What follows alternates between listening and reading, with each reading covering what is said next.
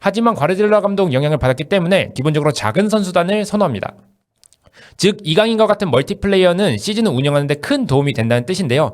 작은 선수단을 운영하는 데 있어서 공격수와 미드필더를 모두 소화할 수 있는 선수의 가치는 이루 말할 수 없겠죠.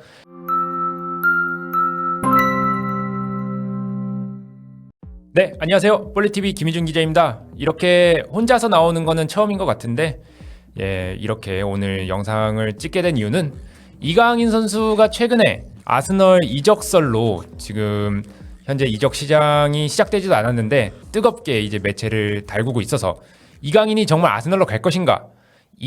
아스널의 이강인 대 토트넘의 손흥민, 한국 축구의 최대 이벤트가 성사될 것인가? 한번 점검하는 차원에서 이번 영상을 마련했습니다. 네, 한국 시간으로 6일에 영국 더선의 보도가 있었습니다. 아스널은 PSG 미드필더 이강인 영입을 고려하고 있다. 라고 했고요. 새로운 아스널 스포츠 디렉터, 그러니까 우리나라 말로 치면은 단장이죠. 이 안드레아 베르타 스포츠 디렉터는 이강인 영입을 위해 선수단의 자리를 마련할 예정이다. 이렇게 보도를 했습니다. 파리 생제르맹은 이강인의 이적 요인 2,200만 유로를 회수하기만 하면 괜찮다는 입장이고요. 사실 영국 더선이라고 하면은 여러분도 잘 아시겠지만 그렇게까지 공신력이 높은 그런 매체는 아닙니다. 하지만 이강인의 아스널 이적설은 이번이 처음이 아니라는 점에서 그래도 한번 눈여겨볼 만한 하다는 건데요.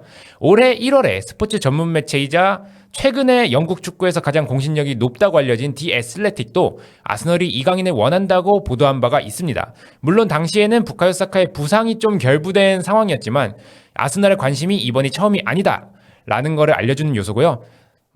이번 달 3일에도 5월 3일 프랑스 유력 스포츠지인 레키프 역시 파리 생제르맹은 이미 아스널 제안을 거부한 바 있다 라고 보도를 하면서 이강인에 대한 아스널의 관심이 사실이고 이전부터 계속해서 이어져 왔다라는 거를 알려줬습니다.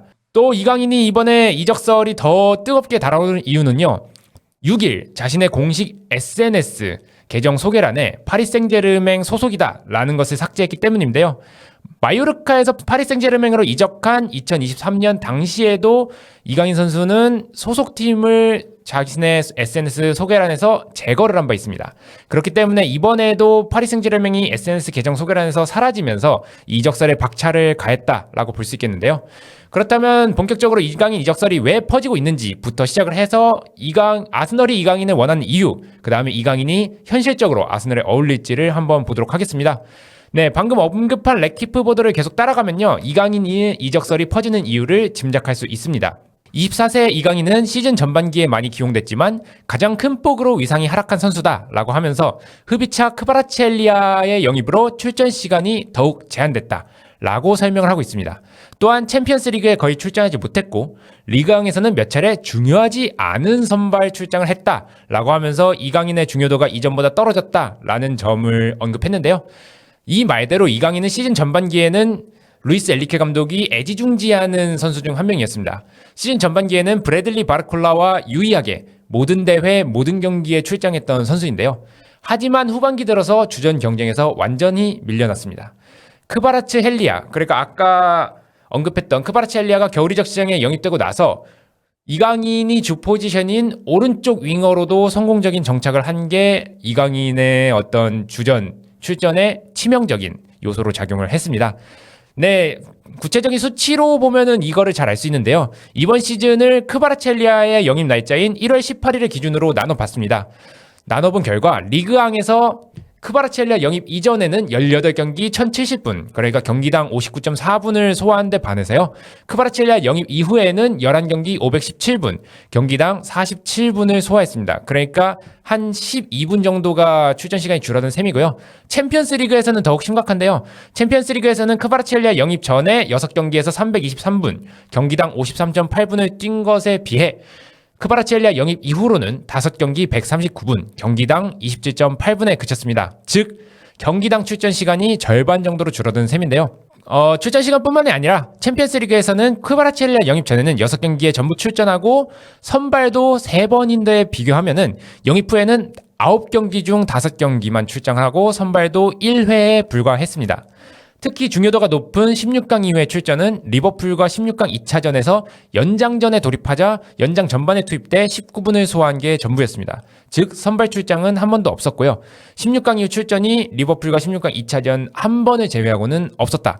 즉 이번 4강 1차전까지 이강인 선수가 나서지 못하면서 챔피언스리그에서는 완전히 후보로 밀려났다.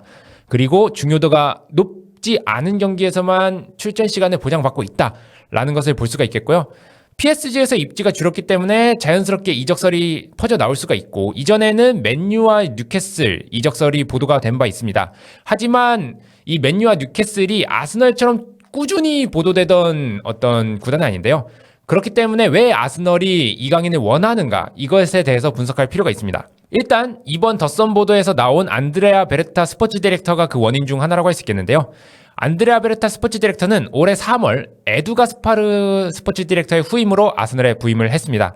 안드레아 베르타는 스페인 라리가 팬들이라면 잘 알 수 있겠는데요. 2010년대에 아틀레티코 마드리드의 성공을 이끈 디에고 시메오네 감독과 안드레아 베르타 스포츠 디렉터 이렇게 쌍두마차라고 평가를 받습니다. 2023년 아틀레티코 마드리드에 있을 시절에도 이강인 영입을 추진했다가 실패했던 인물인데요. 안드레아 베르타 스포츠 디렉터는 아틀레티코 마드리드 시절에 잠재력이 보이거나 아니면 잠재력을 아직 충분히 만개시키지 못한 선수들을 영입해서 아틀레티코 마드리드의 핵심으로 만들거나 아니면은 다른 팀에 비싸게 판 전례가 많습니다. 예를 들어서 현재는 아틀레티코에서 전설로 평가받는 앙투안 그리즈만, 그 다음에 얀 오블락 등이 있겠고요. 또 뭐 디오고 조타나 토마스 파티 같은 혹은 로드리 같은 경우에도 아틀레티코 마드리드에서 자신의 잠재력을 충분히 만개시켜서 다른 팀, 뭐 리버풀이라든가 아스널, 그 다음에 맨체스터 시티로 이렇게 이적을 하면서 자신의 몸값을 끌어올린 사례로 평가를 받고 있습니다. 이러한 안드레아 베르타 스포츠 디렉터가 아틀레티코 마드리드 단장으로 있을 시절에 이강인 영입을 추진했다. 그 다음에 올해 3월에 아스널에 부임했다. 아스널이 이전부터 이강인을 원했다. 이 요소가 좀 종합이 되면서 이강인의 아스널 이적설이 지금까지도 꾸준히 보도가 되고 있는 거고요. 이 미켈 아르테타 감독은 과르디올라 감독의 영향을 많이 받은 감독으로 유명합니다. 물론 지금은 전술적인 스타일이 약간 과르디올라 감독보다는 무리뉴 감독에 가깝게 변한 건 있어요. 하지만 과르디올라 감독 영향을 받았기 때문에 기본적으로 작은 선수단을 선호합니다. 즉 이강인과 같은 멀티플레이어는 시즌을 운영하는 데 큰 도움이 된다는 뜻인데요. 작은 선수단을 운영하는 데 있어서 공격수와 미드필더를 모두 소화할 수 있는 선수의 가치는 이루 말할 수 없겠죠. 이강인은 공격과 미드필더 전 포지션을 소화할 수 있습니다. 최근 PSG 경기에서는 수비형 미드필더로도 나오면서 자신이 어느 포지션에 서도 충분히 1인분을 소화할 수 있는 그런 축구 지능을 가졌다라는 걸 증명을 했고요. 만약에 이강인이 아스널로 가게 된다면 한국 축구 팬들에게도 굉장히 흥미로운 소식일 수밖에 없는데요. 왜냐하면은 아스널, 지금 이강인의 이적설이 뜨고 있는 아스널의 라이벌이 손흥민 선수가 있는 토트넘이기 때문입니다. 즉 토트넘의 손흥민과 아스널의 이강인이 북런던 더비에서 코리안 더비를 성사하는, 그러니까 잉글랜드 프리미어리그에서도 빅클럽으로 평가받는 팀들의 더비에서 한국인 선수들이 맞붙는 그런 흥미로운 맞대결이 성사되기 때문인데요.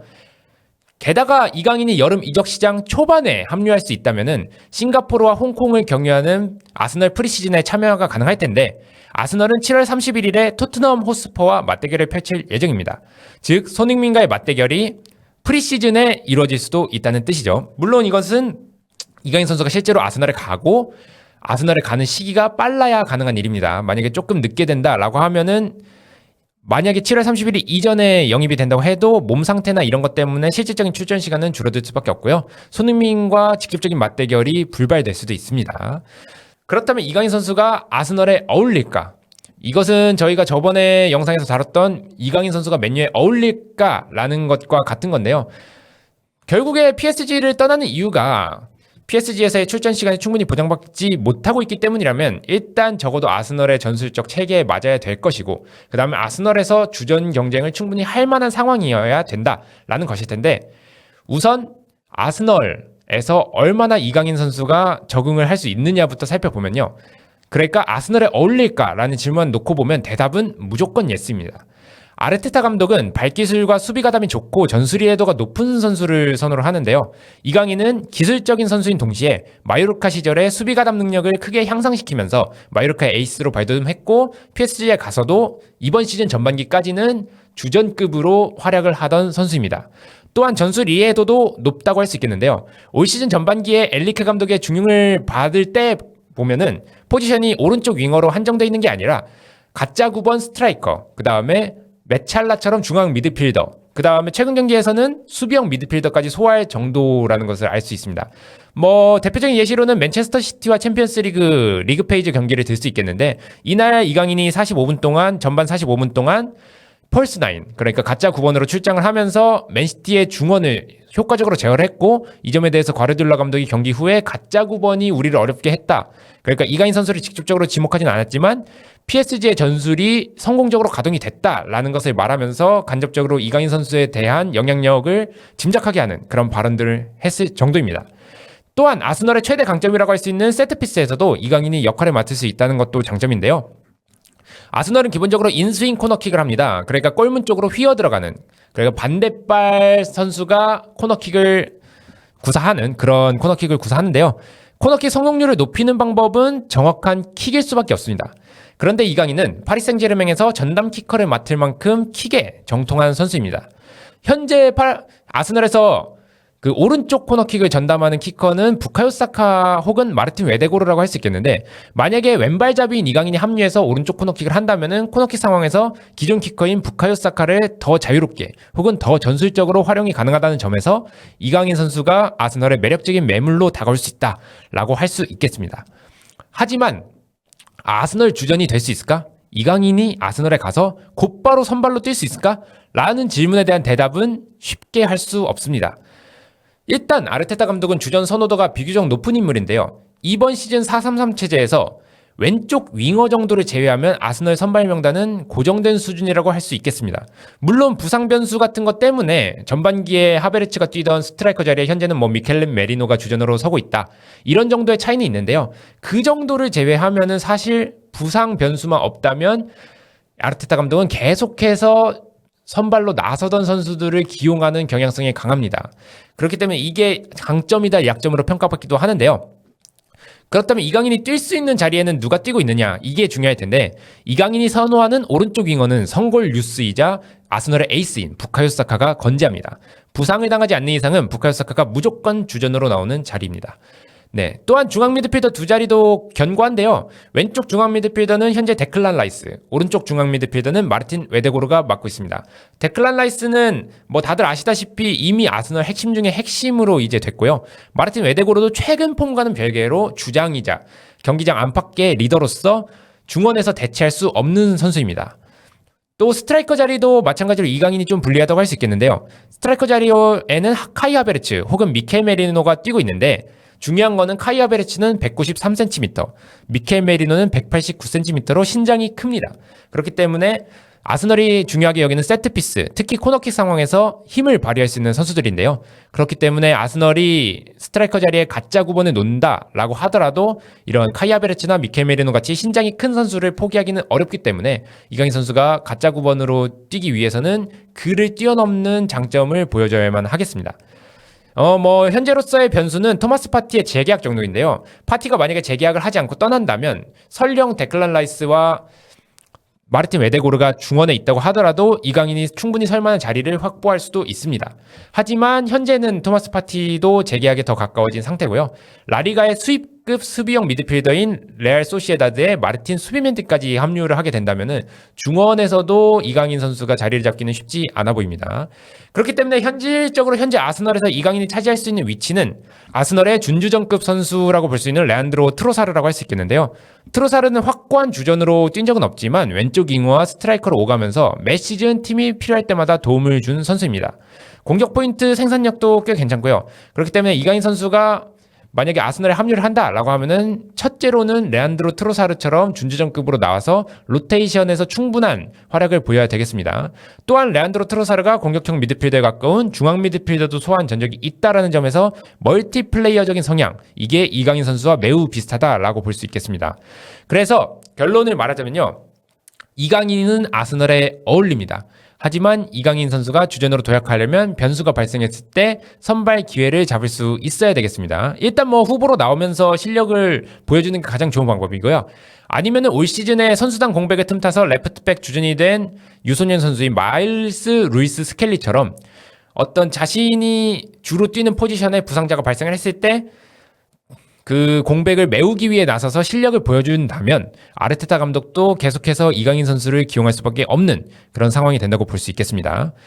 네, 뭐 물론 이강인 선수의 모든 선택은 이강인 선수에게 달려 있습니다. 그렇기 때문에 아무리 뭐 유력지라고 할 수 있는 레키프, 프랑스 레키프에서 이강인이 아스널로 뭐 이적할 수 있다 뭐 이런 소식을 전하더라도요. 최종적인 결정이 이강인 선수가 하는 거고요. 지금 뭐 파리 생제르맹과 계약 기간도 2028년까지 남아있기 때문에 구단에서도 이강인 선수를 남기고 싶다 하면은 남길 수 있는 상황입니다. 하지만 현재 보도대로 파리 생제르맹이 이강인 선수의 이적료를 회수하는 정도로만 만족을 한다. 그 다음에 이강인 선수도 새로운 도전을 원한다 라는 상황이 된다면은 아스널 이적설이 이번 여름 이적 시장에서 한국 축구 팬들에게 그 다음에 현지에서도 중요한 화두로 올라설 것으로 예상이 됩니다. 아무튼 남은 시즌 이강인 선수가 그래도 최대한 많은 경기를 소화를 하면서 경기력을 끌어올렸으면 좋겠고요. 그렇게 해서 여름 이적 시장에서 조금 더 몸값을 키워서 좋은 구단으로 혹은 파리 생제르맹에서 좋은 기회를 잡을 수 있었으면 좋겠습니다.